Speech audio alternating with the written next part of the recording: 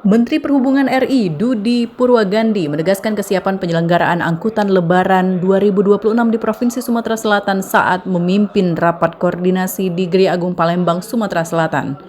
Dalam arahannya, Menhub menekankan pentingnya koordinasi lintas sektor guna memastikan kelancaran arus mudik dan arus balik Idul Fitri 1447 Hijriah. Dudi Purwagandi menyebut persiapan infrastruktur transportasi di Sumsel menunjukkan progres yang menggembirakan.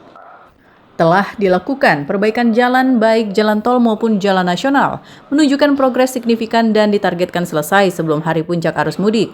Hal itu diharapkan tidak ada lagi jalan berlubang yang dilalui para pemudik. Berdasarkan proyeksi Kementerian Perhubungan, Sumatera Selatan menjadi salah satu provinsi dengan lonjakan pemudik cukup tinggi. Diperkirakan sekitar 3,8 juta orang akan melakukan perjalanan menuju atau melintasi wilayah Sumsel selama periode Lebaran tahun ini. Menhub menilai posisi Sumsel sangat strategis sebagai jalur lintas utama pemudik menuju Jambi, Sumatera Utara hingga Aceh.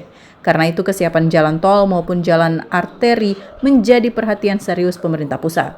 Sekitar 3,8 juta masyarakat yang akan menuju arah Sumatera Selatan khususnya, dan kita juga melihat bahwa Sumatera Selatan sebagai jalur lintasan dari pemudik atau saudara-saudara kita yang akan melakukan mudik menuju arah ke Jambi Utara ya sampai dengan ke Aceh.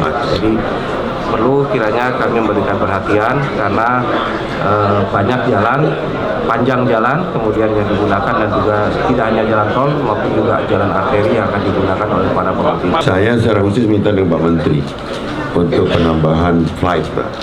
Jadi memang nggak ngadepin Lebaran aja, memang animo masyarakat untuk naik pesawat ini juga tinggi, baik yang datang maupun yang keluar. Jadi seluruh jalan nasional ini menghubungkan antar provinsi, juga ada melewati kabupaten, kota 1.500 km di Sumatera Selatan, lebih kurang H-10 itu lubangnya sudah tertutup semua. Itu jaminan dari Kementerian PU tadi.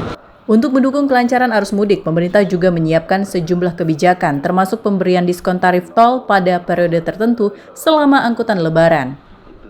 Kebijakan ini diharapkan meringankan beban masyarakat sekaligus mendistribusikan arus lalu lintas lebih merata. Dudi menegaskan kunci keberhasilan angkutan Lebaran terletak pada sinergi kuat antara pemerintah pusat, pemerintah daerah, TNI Polri, dan seluruh pemangku kepentingan. Dari Palembang, Sumatera Selatan, Muhammad Riza Falevi, iNews melaporkan.